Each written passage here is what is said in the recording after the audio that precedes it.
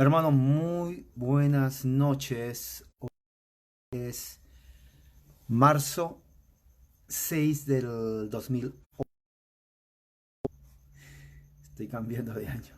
Marzo 6 del 2020 y hoy día tenemos nuestra reunión de pláticas presbiterianas que esencialmente es la doctrina, la teología reformada, tal como lo aprendimos, tal como los reformadores lo enseñaron. Ah, ¿Me escuchan bien, hermanos? Si me pueden decir, ¿me escuchan bien? ¿Se ve bien la cámara? Sí,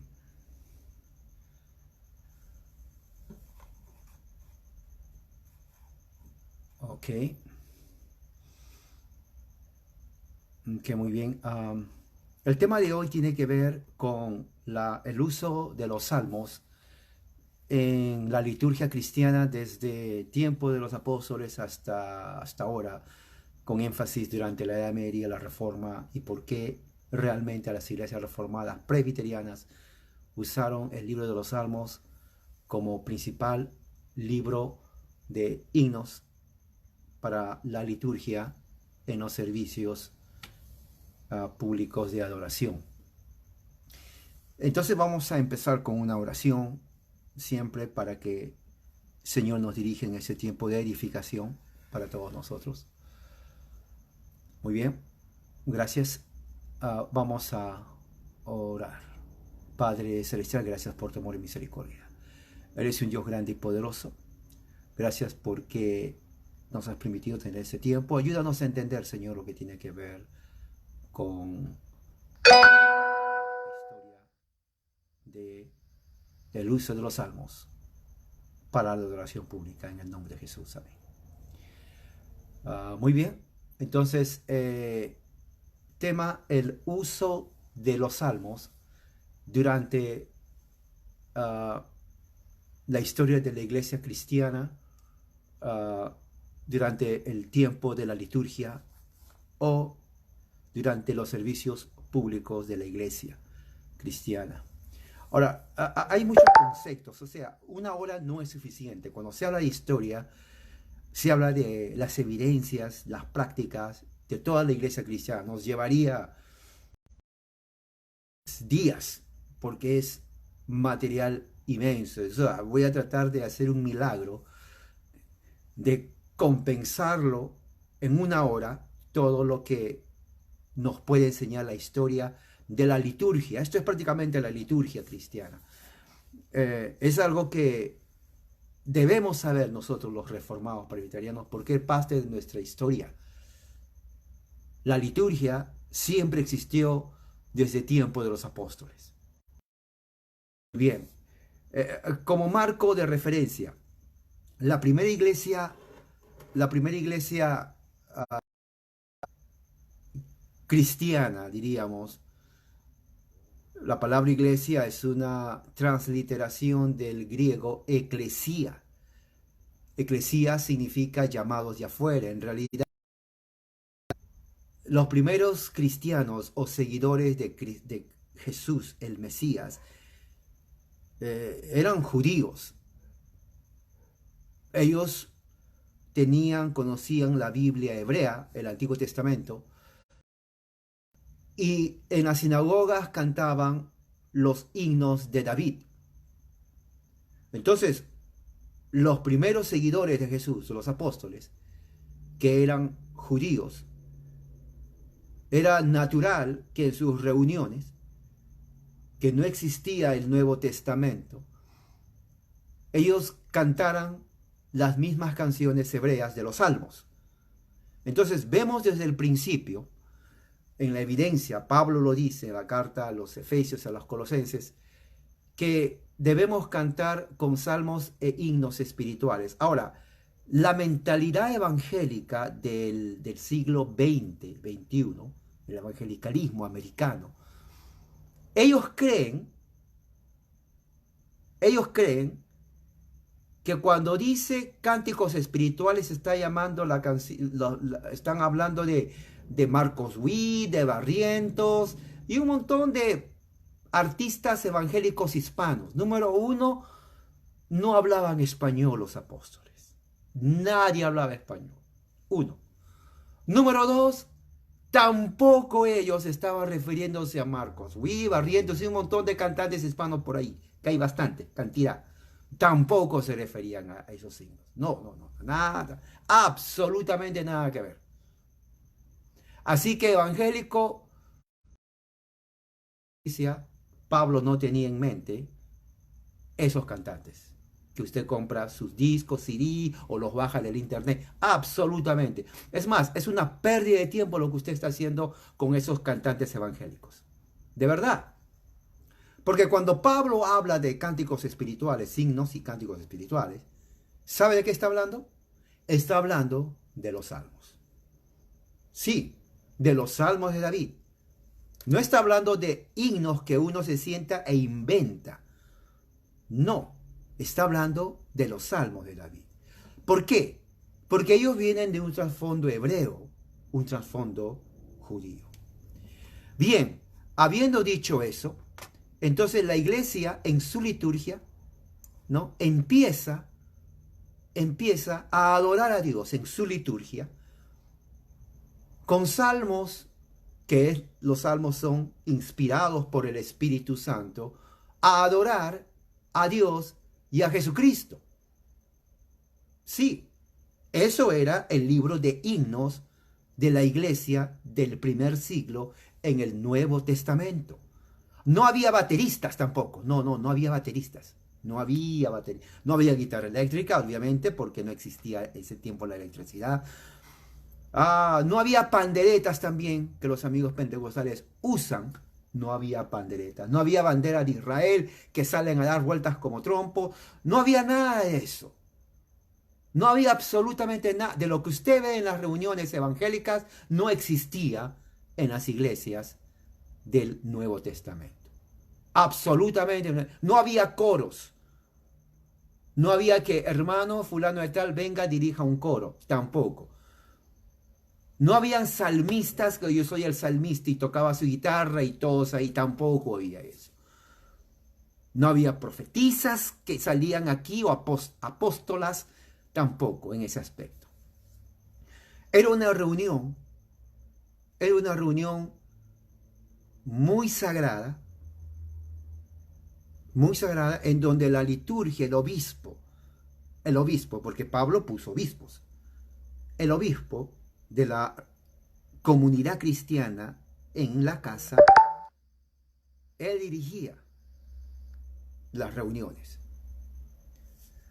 La salmodia siempre fue como una parte considerable en la devoción de la iglesia cristiana. Los salmos de David.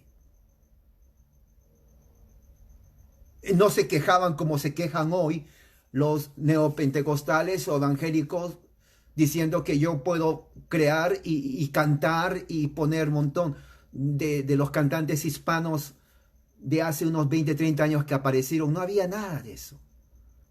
Por eso digo, el evangelicalismo tiene que limpiarse de todas esas tradiciones. El evangelicalismo está lejos de la liturgia cristiana neotestamentaria. Está muy lejos la liturgia. Ellos tienen sus reuniones de, diríamos, entretenimiento, diríamos así. Yo lo llamo así. Reuniones de entretenimiento domingos en la mañana, donde ellos se entretienen cantando sus canciones, pero que realmente no tiene nada que ver con adoración a Dios. No es así.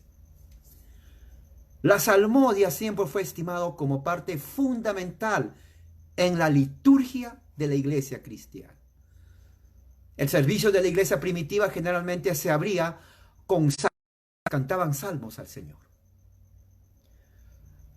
Hay un libro, una compilación que se compiló desde el siglo, inclusive muchos llaman el siglo primero, 2, 3, 4, los 4 primeros siglos, que son las constituciones apostólicas. Constituciones apostólicas, en donde prescribe que primeramente en la liturgia había la lectura de la antigua del Antiguo Testamento y luego los salmos. El servicio generalmente se realizaba de pie, todos estaban de pie. En cuanto a la pronunciación, la canción simple se usaba, ¿no? Había una inflexión suave de la voz, no muy diferente de la lectura. No había sonidos o melodías extravagantes. Era una melodía suave, fácil de seguir en la adoración, ¿no? Un ejemplo claro que inclusive dentro del catolicismo se ha preservado es el canto, diríamos, suave que se canta en las catedrales. Así era. Otras veces usaban composiciones artificiales con himnos, pero eso vino después. Pero en cuanto a las personas interesadas en el canto, no es que una persona cantaba sola, sino que generalmente era toda la asamblea, se unía en un solo corazón, a una sola voz, a cantar las alabanzas a Dios. Eso generalmente era. Después de un tiempo, entonces, ya en el siglo III en adelante, comenzaban a hacer, se seguían cantando los salmos, pero se cantaba de una forma alternativa. ¿Cómo es una forma alternativa? Por ejemplo, una forma alternativa, aquí tengo una Biblia. La forma alternativa era así. Digamos, tengo aquí un salmo. Vamos a ver.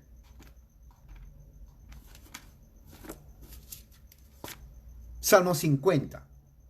La forma alternativa que se usaba era, por ejemplo, Jehová, el Dios de dioses, ha hablado y convocado a la tierra, donde sale el sol hasta su ocaso. Entonces había otro grupo que respondía, Dios se ha manifestado desde Sión, corona gloriosa. Y el otro grupo decía, Dios vendrá y no callará, fuego consumirá delante de él, arderá intensamente a su alrededor. Y el otro grupo cantaba, desde lo alto convocará los cielos, la tierra juzgará a su pueblo. O sea, eso ya se comenzó a introducir después. Y mucho de eso se ha preservado dentro de la liturgia católica, porque fue la iglesia más antigua, el catolicismo romano. Y son cristianos, aunque en el evangelicalismo de hace 30, de hace 50, 60 años, se dice que no son cristianos. Sí son cristianos. Sí son cristianos. No son perfectos, como ningún pentecostal es perfecto. Es más, nunca la iglesia fue perfecta. Nunca fue perfecta. Pero dentro de su tradición, porque fue la primera iglesia cristiana que se desarrolla hasta que venga la Reforma, entonces se manifiesta, en las iglesias antiguas, hay iglesias católicas ya muy modernas en donde cantan hasta mariachi, pero no estoy hablando de ellas. Estoy hablando de la iglesia histórica, donde todavía la liturgia, con el uso de los salmos, se preserva, ¿no?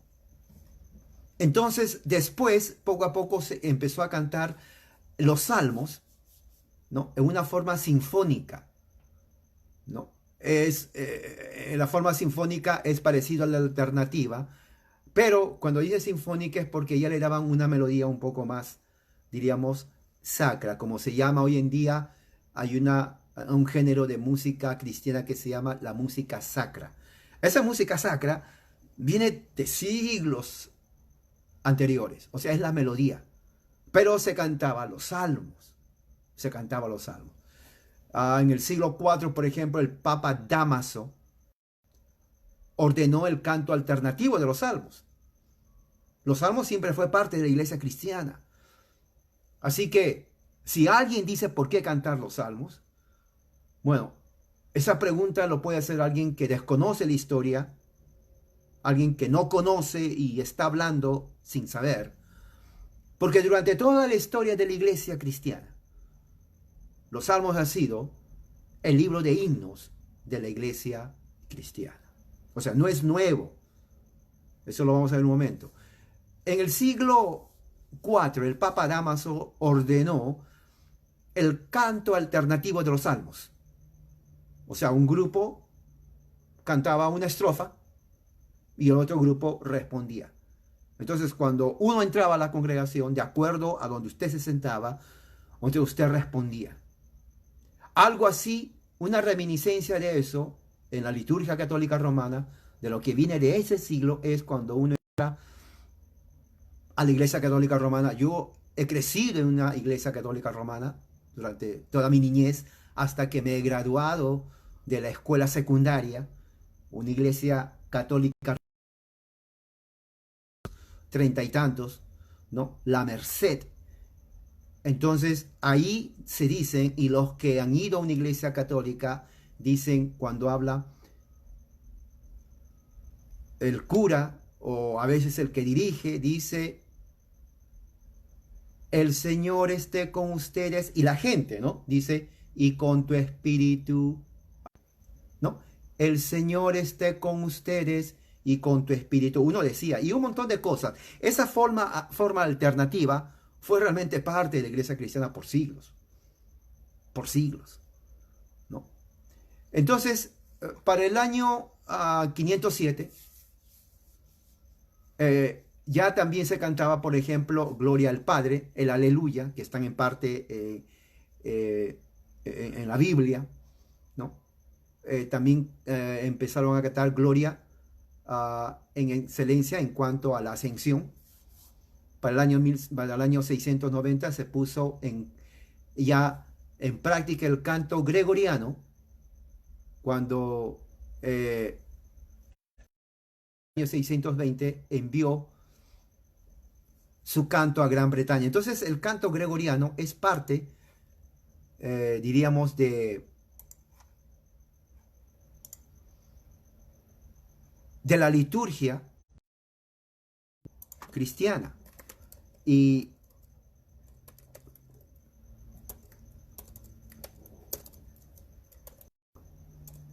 voy a ver si pongo aquí.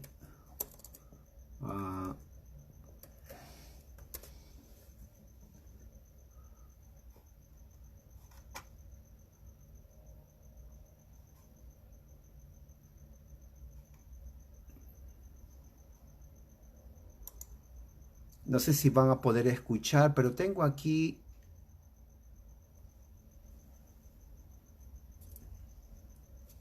cantos gregorianos para que escuchan. ¿Escuchan?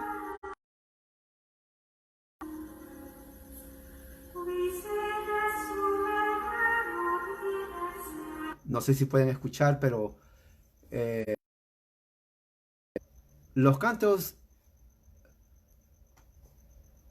gregorianos lo introduce el Papa Gregorio en el año 620. Y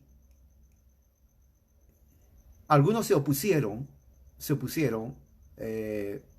a la introducción de los cantos gregorianos dentro de la misma Iglesia Católica Romana. Estamos hablando del siglo 700. Siglo 700.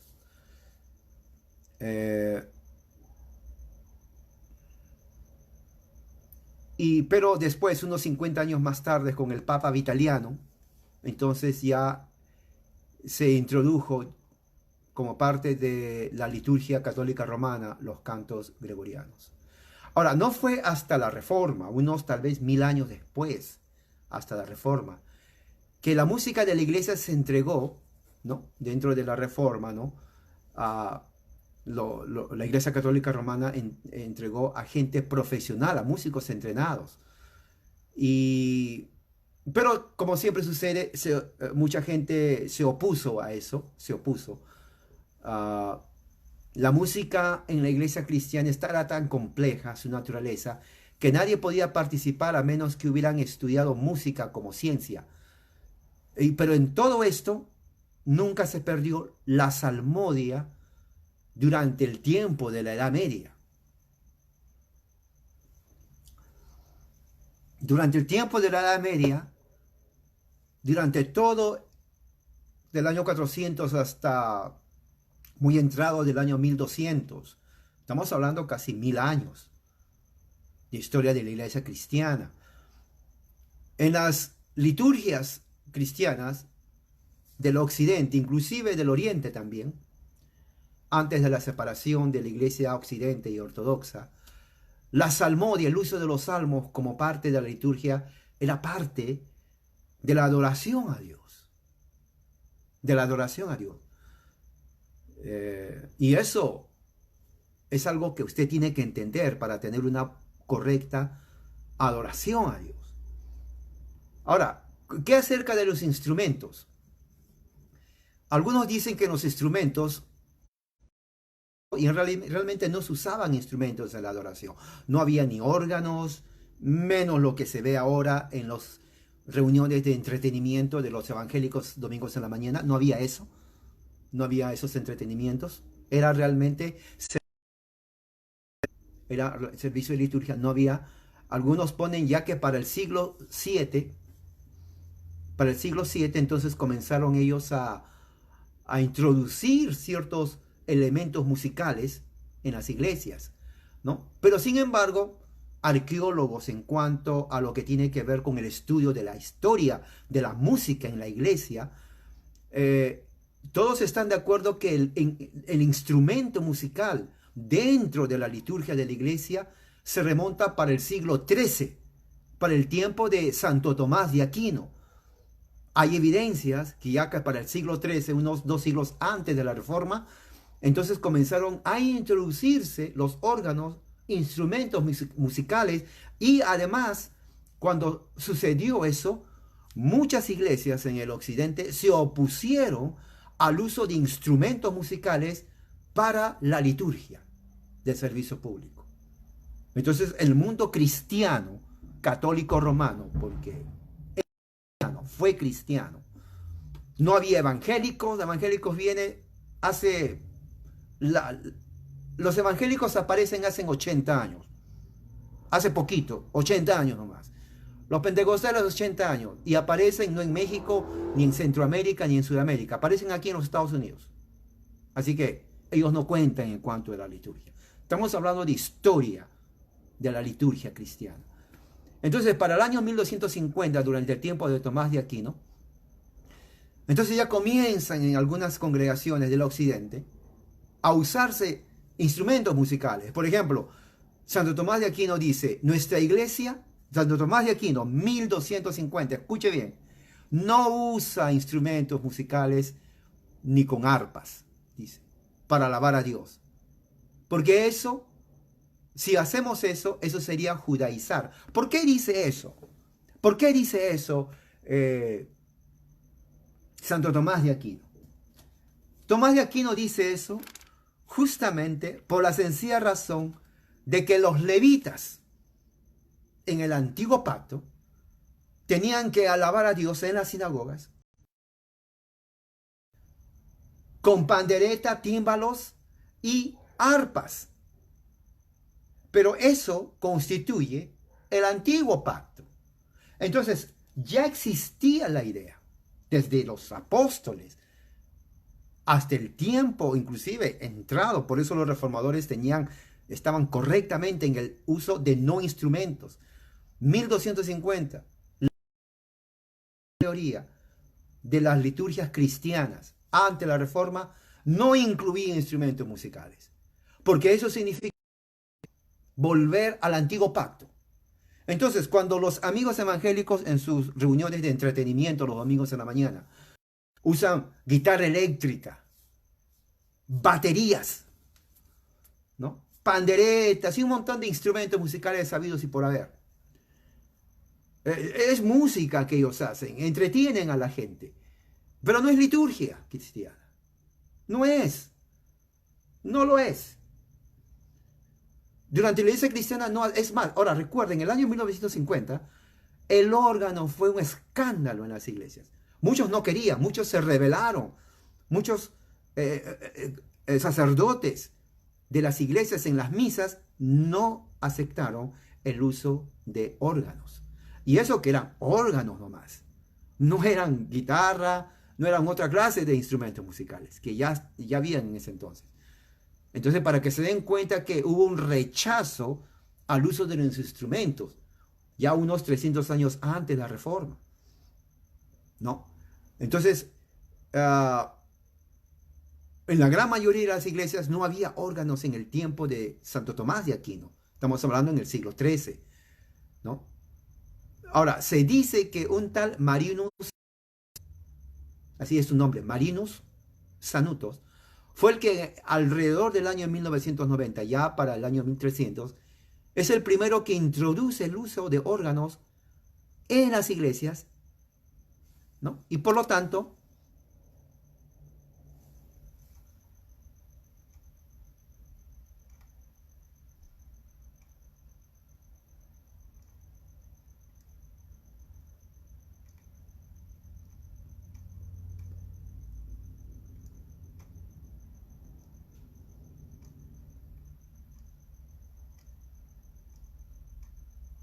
estoy buscando, ok, ok.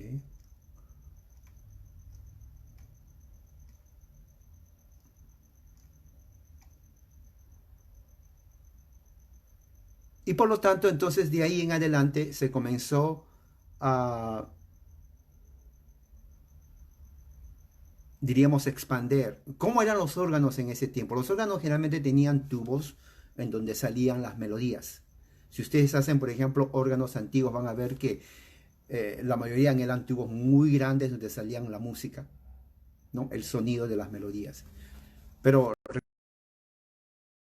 al principio porque no lo consideraban parte de la liturgia cristiana el uso de instrumentos musicales. Durante el tiempo de la Reforma, ya para el año 1400 en adelante, los servicios en las iglesias romanas se cantaba con notas musicales. Cuando hacían festivales ya tenían un coro que hacían mucha pompa, ¿no? Y ponían, en ese entonces la Iglesia Católica Romana ya había inventado los coros, grupo de niños y hombres, mujeres, para cantar.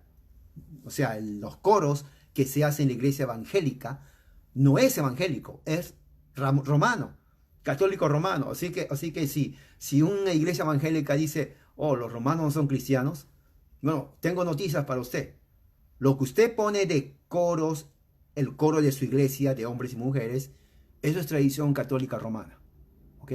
Así que si usted no quiere ser católico romano, entonces dígale a su pastor, pastor, no hay que tener coros porque eso viene de los católicos romanos, porque efectivamente vienen los católicos romanos. ¿Ok? Por eso que los evangélicos no conocen historia. El evangelicalismo nació hace 80, 70 años en los Estados Unidos y de ahí se va a México, Centro y Sudamérica. No saben lo que son, no saben ni lo que son, por qué son evangélicos. Me sorprende a mí. ¿No? Yo le digo evangélico, ¿por qué eres evangélico? Porque creo en Dios. Católicos creen en Dios, mormones creen en Dios, testigos creen en Dios. Todo el mundo cree en Dios.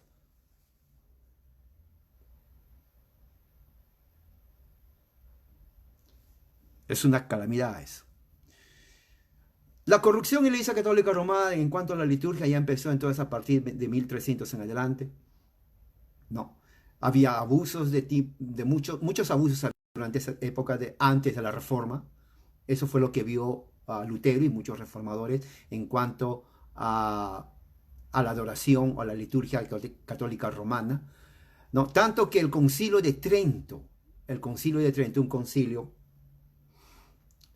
que se hizo en Europa, ¿no? Católico romano, tanto era la corrupción que el concilio de Trento católico romano consideró emitir un decreto sobre el tema en que claramente afirmaban que la celebración de la misa, ¿no? Se debe cantar himnos y salmos. Y que ellos mismos, mire, los mismos católicos romanos, los sacerdotes, habían admitido que se infiltró en la liturgia católica romana, cristiana, ¿no? Himnos profanos y lascivios, himnos carnales. Tendría que investigar más para ver a qué se refiere con carnales, pero lascivios. Se habían infiltrado en el servicio y daban un gran escándalo, ¿no? A los teólogos. Entonces, por este decreto, el concilio organizó un servicio coral sobre una base bíblica más adecuada, fíjese, liberando de toda cosa extraña ajena a la liturgia cristiana. A partir de ese momento, la Iglesia de Roma comenzó a mostrar una profunda veneración a la música coral del Salmo que continúa hasta nuestros días. O sea, empezó bien, pero llegó un momento en donde la liturgia se degeneró. Entonces fue en, vamos a ver, en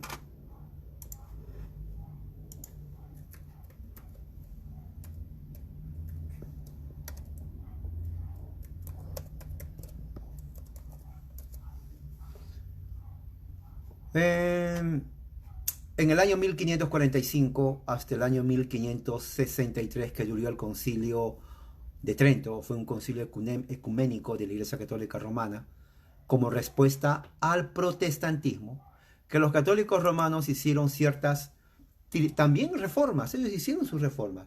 Y en el aspecto de la reforma de los cantos, el concilio de Trento se dio cuenta que la liturgia católica romana había sido degenerada, pervertida, con músicos y canciones de corrupción inclusive moral, que no tienen nada que ver con la adoración religiosa cristiana ni católica. Entonces ellos crean un grupo, ¿no? Un grupo de teólogos, en donde ellos tienen que cambiar toda la naturaleza y las letras de la iglesia, de la adoración de la liturgia de la Iglesia Católica Romana, en donde ellos enfatizan himnos cristianos y los salmos.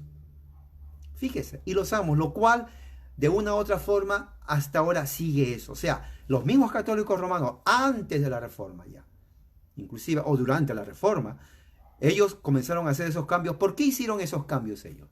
Porque era evidente que la corrupción católica romana durante ese tiempo no solamente afectó la doctrina católica romana, sino afectó la liturgia del catolicismo romano. Entonces, el mundo cristiano, que era la Iglesia Católica Romana, la Iglesia Ortodoxa griega del Oriente, y lo que estaba por nacer, el protestantismo europeo, todavía no estaba ahí en ese momento. Eran dos congregaciones, dos representantes de la fe cristiana, la Iglesia Católica Romana y la Iglesia Ortodoxa griega y rusa. Entonces ellos mismos mantienen los salmos como música, como libro de himnos. Y también lo purifican de cualquier cosa extraña. ¿Por qué? Porque recuerde que cuando hablamos de himnos, hay dos clases de himnos. Los himnos de compostura humana, que son herejía, como por ejemplo para el siglo de San Agustín, inclusive del siglo II. Estamos hablando de 190 años después de Cristo, siglo II, siglo III, siglo IV. Los gnósticos y las congregaciones heréticas que estaban atacando la deidad de Cristo, la Trinidad, ellos componían sus propias canciones. Fíjese, ellos componían sus propios himnos. Y inclusive San Agustín y otros obispos de esa época, ellos rechazaron los himnos de los heréticos porque atacaban la deidad de Cristo y la Trinidad.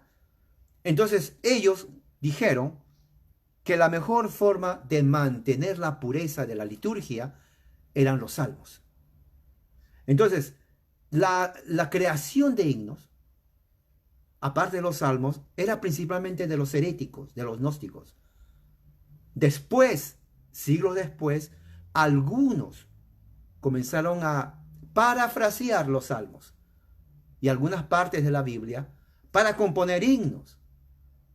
Pero la supremacía en la liturgia cristiana eran los salmos por muchos siglos. Fue la reforma ya de una forma, diríamos, establecida, que restaura al pueblo cristiano de Europa el derecho a participar, como hacían las iglesias primitivas al principio de los siglos, usando en forma, diríamos, directa de la misma Biblia los escritos de David, los salmos, sin instrumentos, porque nunca se usó instrumentos realmente. Pero ya habían otros grupos de la Reforma, por ejemplo, Wycliffe, ¿no? Los valdenses, ¿no? Los albigenses, que eran grupos pre-reformados que vivían en comunidades, ellos usaban los salmos sin instrumento musical para su liturgia. Entonces, cuando la reforma viene con Lutero, Lutero lo que hace es hacerlo de una forma bien simple a la liturgia. El uso de los salmos. El uso de los salmos como libro de himno de adoración en las iglesias. Cuando viene Juan Calvino, lo mismo. Pero el que desarrolla todo eso de los salmos en las iglesias reformadas a partir del siglo XVI hasta ahora, fueron los reformados calvinistas presbiterianos, los cuales se expandieron por toda Holanda, toda Alemania, toda Inglaterra. Entonces tenemos a Inglaterra, tenemos a Holanda, tenemos a Alemania, inclusive en Francia, los hugonotes que eran los hijos de la reforma calvinista, ¿no? De Ginebra, una comunidad de hugonotes totalmente reformados. Su único libro de adoración litúrgica eran los salmos, sin intervención de los... Porque en realidad el uso de instrumentos era ajeno a la liturgia cristiana por cientos de años, por siglos. Esa es una introducción moderna. Cuando digo moderna, estoy hablando de 1800. 1800 son unos 200 años para atrás, nada más. Pero no todo fue así. La iglesia presbiteriana, por ejemplo, de Juan Knox, cuando llegó a Escocia en 1560, ellos usaron los salmos. No había instrumentos. Los puritanos, por ejemplo, más de 1200 puritanos en Inglaterra desde el año 1590 hasta el año 1690. 100 años de puritanismo en Inglaterra. De ahí vinieron a mitad de 1640, vienen a los Estados Unidos. 1609, ¿qué 640? 1609 vienen a Estados Unidos los puritanos. ¿Qué creen que trajeron los puritanos? Trajeron su equipo de músicos, ¿no? Bateristas, guitarras eléctricas, nada que ver. Ellos trajeron solamente un libro. La Biblia de Ginebra y su salterio, los 150 salmos. Y fue algo que lo trajeron porque eso se practicaba en Inglaterra, se practicaba en Escocia, se practicaba en Francia, se practicaba en Alemania, se practicaba en Holanda, se practicaba en casi toda Europa donde la reforma entró. Después, cuando quisieron ingresar, diríamos, no solamente himnos de compostura humana, sino instrumentos, eran rechazados.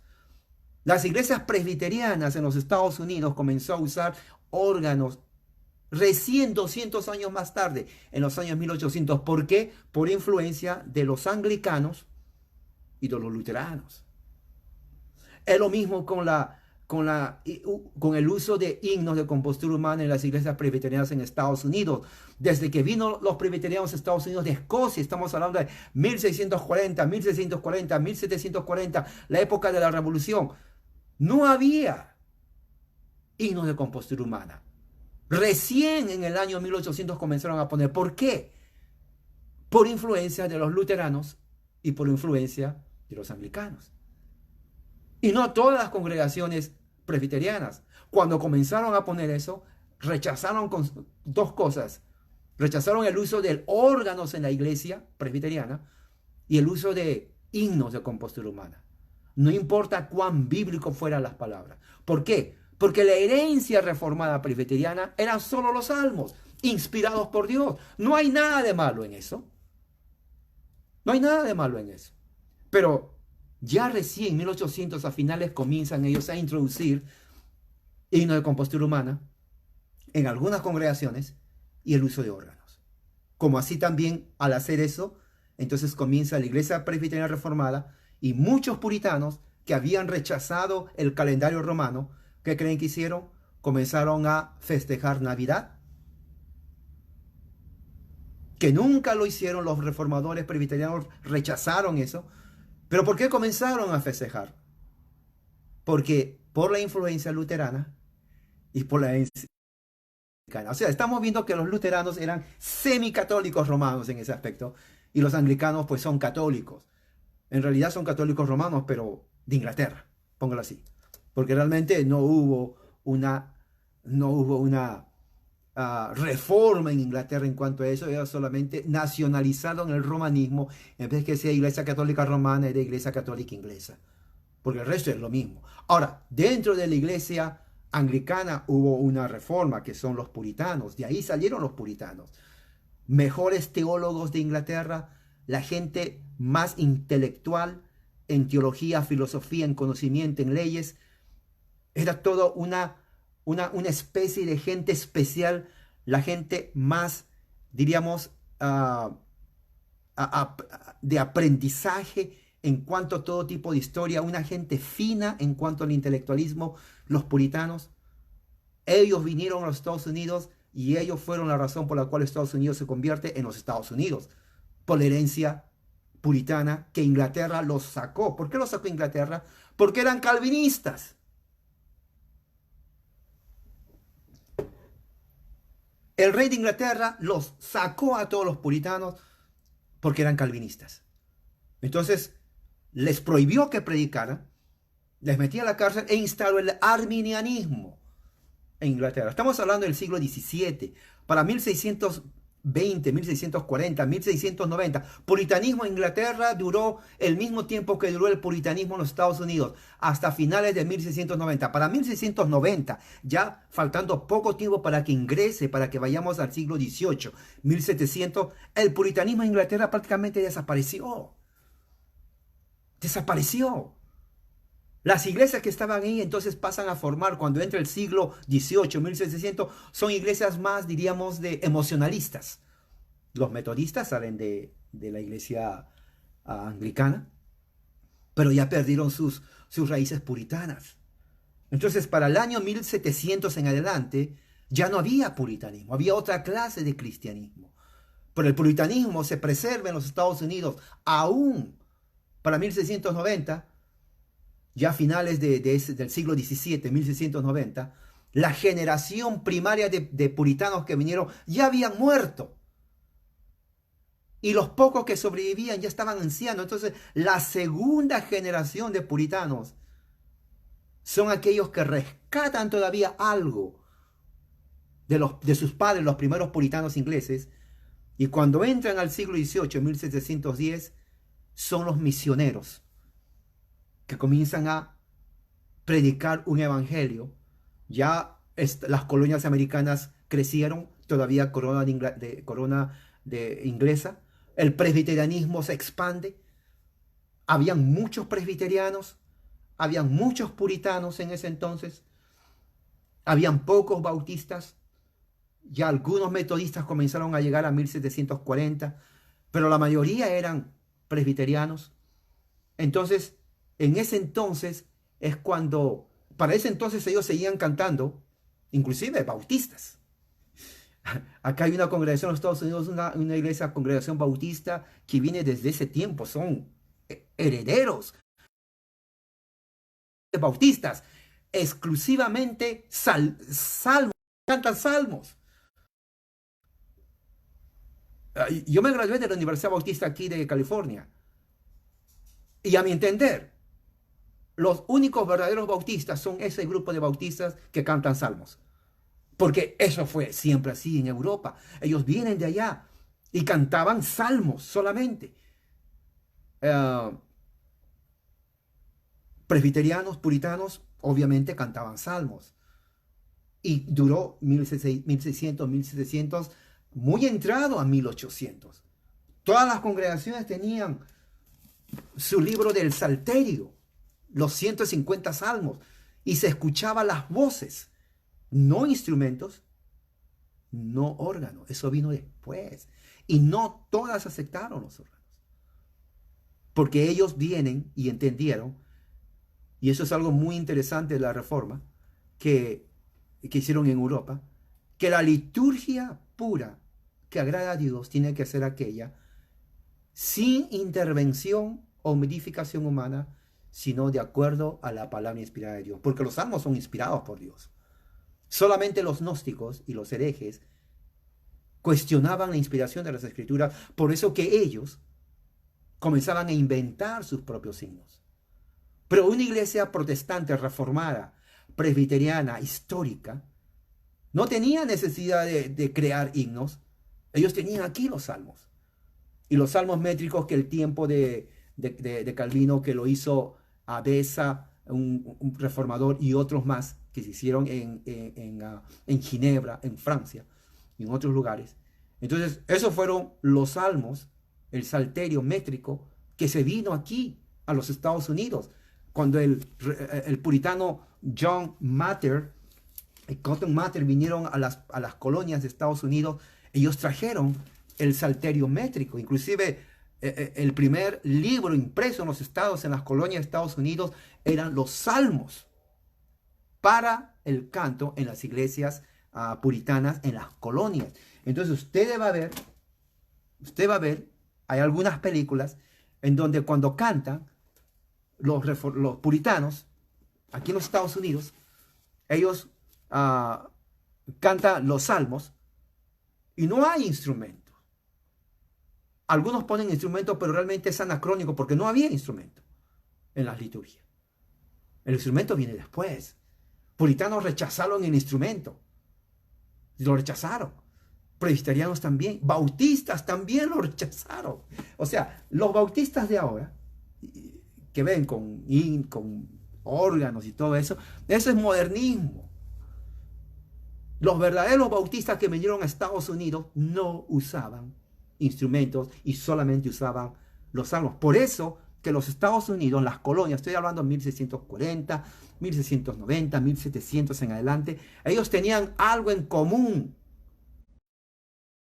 Y reformados, puritanos y presbiterianos cantaban los salmos sin instrumentos musicales.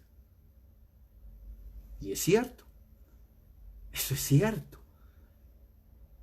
¿Por qué entonces el evangelicalismo usa? Porque el evangelicalismo nace en 1940. Ya había música.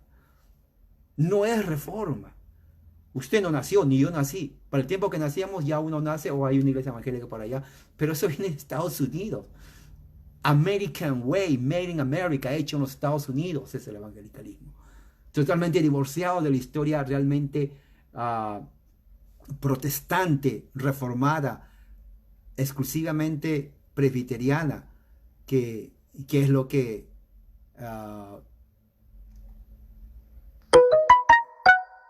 identifica la liturgia reformada.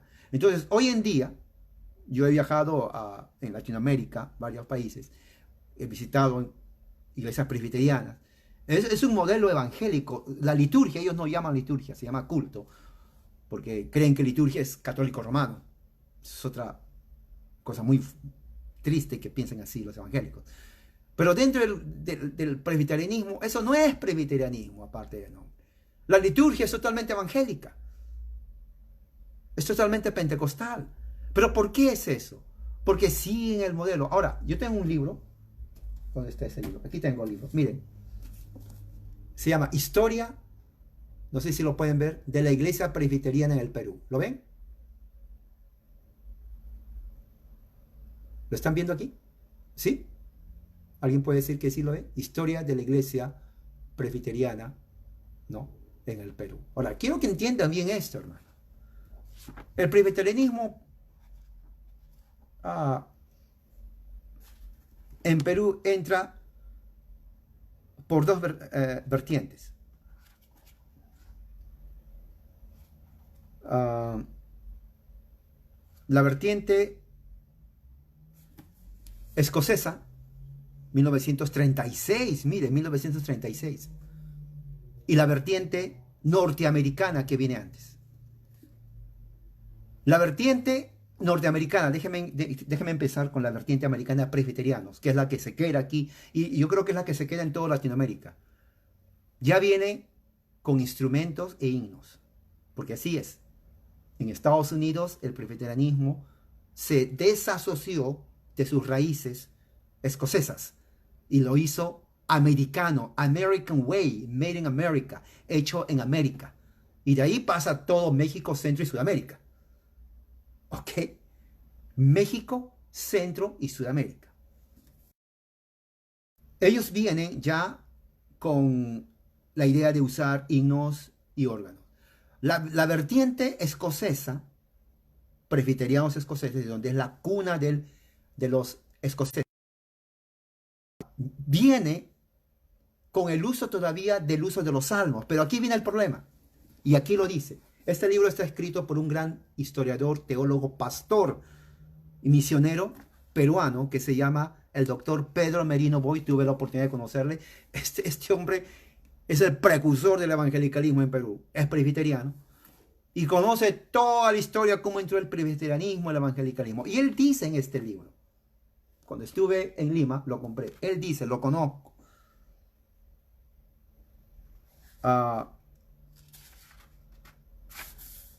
Aquí hay una parte donde dice, apertura de la labor eclesiástica, ok. Hay una parte donde él dice aquí que,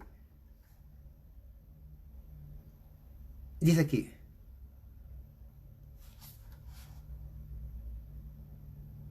ok, lo voy a leer tal como él dice, ¿por qué no tuvo éxito? Y yo creo que la razón en toda Latinoamérica, el uso de los salmos exclusivamente en las iglesias presbiterianas en Latinoamérica. Esto es en Perú, pero yo creo que pudo haber pasado lo mismo en México, Centro y Sudamérica.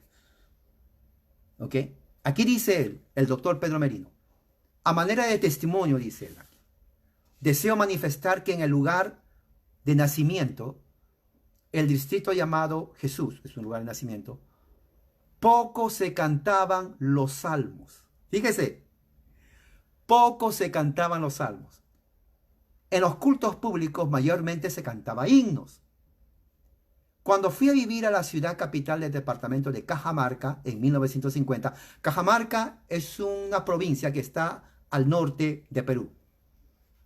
Entre los años 15 y 16 años de edad, tenía él, pude observar que lo que más predominaba eran los himnos, pero también se cantaba salmos. Fíjese, está hablando de iglesia presbiteriana. Se cantaba himnos, pero también se cantaba salmos. Estando ya viviendo en Lima, 1956, mientras estudiaba en la Escuela Normal Superior, encontré que había un equilibrio entre los salmos y los himnos. Fíjese, él ve que había un equilibrio entre los salmos y los himnos, iglesia presbiteriana. Ahora, ¿qué más dice aquí? Dice, no recuerdo que en ninguna circunstancia, ni en los lugares donde estaba la iglesia evangélica presbiteriana que tenía presencia en el país, se hubiera prohibido cantar himnos. Fíjese, estamos hablando, ¿de qué año es este? Él está hablando de 1956. Yo no nací, usted tampoco nací en ese tiempo. Pero ya la iglesia presbiteriana en el Perú, cuando él fue a ver, él se dio cuenta que en las iglesias presbiterianas se cantaba mayormente himnos, pero también salmos. Y no se prohibía cantar himnos. Y dice aquí,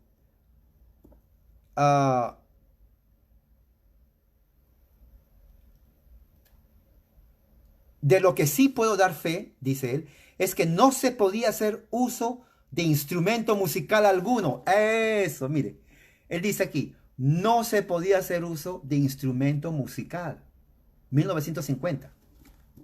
Y dice aquí, en la celebración de los cultos de adoración, hasta la Iglesia Nacional, con su propia jurisdicción, personería jurídica, después de haber hecho un concienzudo estudio, dicen ellos, de parte de varios pastores y presbiterios, incluyendo misioneros de la iglesia evangélica, la Asamblea General tomó la solemne decisión de usar instrumentos musicales en sus cultos públicos, pero restringidos a ciertos instrumentos, tales como el piano, el órgano, la guitarra y el violín. O sea, ponen 4 instrumentos. ¿Cuáles son?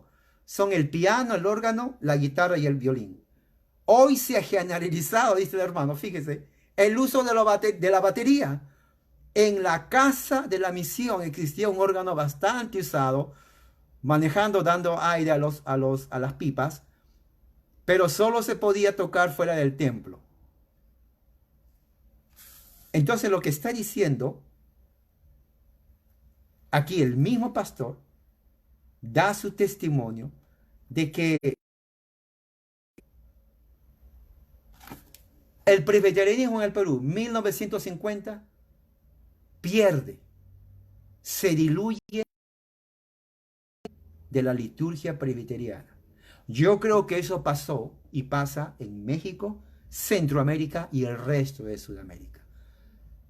Porque cuando uno visita iglesias en Chile, México, Perú, Argentina y Colombia, que hay grupos presbiterianos, es evangélico en su liturgia. Estoy hablando cuando viene al Perú, hace poco, 1950, son como 70 años más o menos.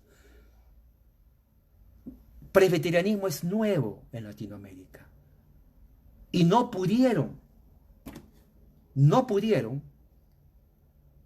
enfatizar y centrarse en su liturgia de salmos solamente, sino que aceptaron los signos tomó toda la preponderancia, dijeron ahí el hermano algunos salmos, hoy en día ya no se canta salmos, hoy en día son himnos, y no son himnos tampoco, son canciones populares de artistas famosos que se hacen dinero de la ignorancia de evangélicos, como por ejemplo Marcos Witt, el más artista que se hizo dinero de la ignorancia de evangélicos, porque compran sus CDs creyendo que es adoración, pero es entretenimiento.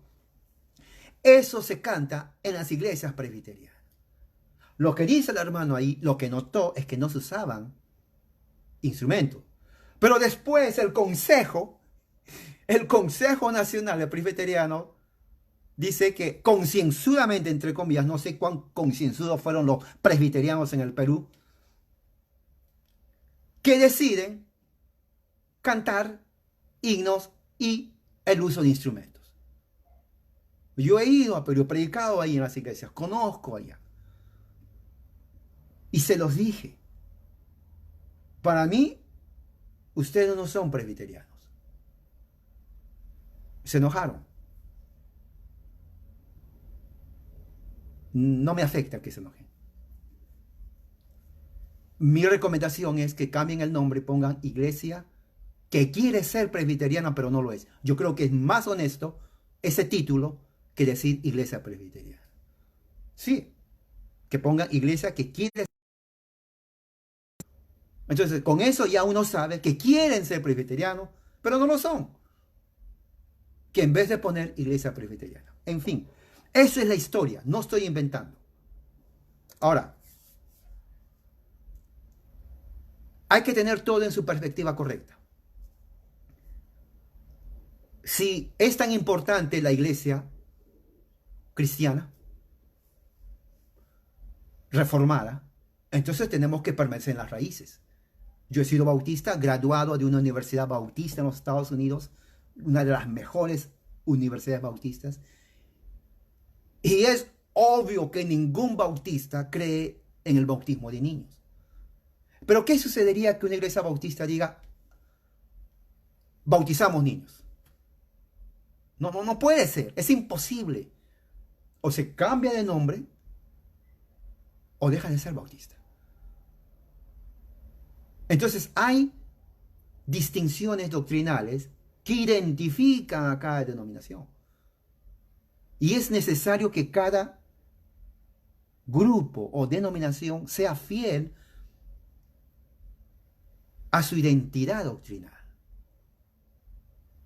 La identidad doctrinal del presbiterianismo, se estén o no de acuerdo, no les guste y pataleen, sinceramente, es que en la adoración pública, y eso es histórico, la liturgia incluye los salmos. Pero a mí me gusta la canción de fulano de tal. No. Si usted quiere cambiar la liturgia, sea consecuente con la identidad de cada denominación. ¿Se imagina usted que una denominación herética, testigo de Jehová, diga, creemos que Jesús es Dios? Ya deja de ser testigo de Jehová. No, pero somos testigos de Jehová solamente que creemos que Jesús es Dios a partir de... Ya no lo son testigos de Jehová. Porque el testigo de Jehová niega la divinidad de Cristo. Y en el momento que una herejía, una denominación niega algo fundamental de su doctrina, ya deja de ser esa denominación. No puede ser. Sí, lo que está diciendo este hermano, conocedor, es un libro que habla toda la historia, buenísimo este libro. Lo que está diciendo es verdad. Era imposible mantener la pureza de la liturgia y se tuvo que mezclar con los signos. Y fíjese el problema, él mismo lo dice, preponderó más los signos y no los salmos. Qué triste. Qué triste. ¿Por qué? Porque se decía, oh, pero también hay que cantar himnos y también los salmos. No. O es uno o es otro. Iglesias bautistas también igual. Conozco iglesias bautistas aquí en Estados Unidos, bautistas. Ellos no usan instrumentos ni tampoco himnos. Ellos usan exclusivamente esto. El cambio vino en los Estados Unidos de América. Ya existía antes allá, pero vino en los Estados Unidos de América. Y si queremos llegar a un acuerdo cuando hablamos, si saber lo que estamos hablando para entendernos, tenemos que poner las cosas en claro. Y las cosas en claro, y lo voy a poner aquí. Esto lo que voy a leer y con esto voy a terminar. Ay, ni siquiera llegué a la mitad de mi tema, hermano. Hay tanto que hablar, ni siquiera llego a la mitad de mi tema, pero quiero terminar con esto. Hay mucho que hablar. ¿Dónde está? A ver. 1680. Ok, quiero terminar con esto. Esto fue escrito en 1645 durante la Asamblea de Westminster, 1645. En Inglaterra, el Directorio Público de Adoración Presbiteriana y para las Iglesias Reformadas. Dice esto. Antes del sermón, después de leer la palabra y cantar los salmos. Fíjese, después de leer la palabra, la lectura de la Biblia y cantar los salmos. ¿Qué es lo que está diciendo con esa frase? De que la práctica presbiteriana, inclusive del tiempo de John Knox, inclusive del tiempo de Calvino, John Knox, hasta este tiempo, estamos hablando de 1645, unos 100 años después de Calvino, la práctica en la liturgia de la iglesia presbiteriana era el uso de los salmos, inspirados por Dios. Personalmente, viniendo yo de un contexto bautista, ahora soy presbiteriano, yo no entiendo por qué tanta aversión a los libros inspirados por Dios. Los salmos son inspiración de Dios. ¿No es cierto? Claro que sí. Entonces, ¿cuál es el problema de cantar los salmos? ¿Cuál es el problema? No debe haber ningún problema. Los reformados, los presbiterianos, inclusive bautistas antiguos, no vieron ningún problema en el uso de los salmos como libro de himnos en la liturgia cristiana. Con esto voy a terminar y espero que haya quedado en claro el mensaje de esta noche del uso de los salmos para la liturgia en las iglesias reformadas. Vamos a orar. Padre Celestial, gracias por tu amor y misericordia. Señor, que haya sido edificación para poder entender lo que tú requieres en la adoración. Gracias por tu palabra. Gracias por la gracia que nos has dado en Jesucristo. Enséñanos, Señor, con humildad a adorarte. En el nombre de Jesús nuestro Señor. Amén. Hermanos.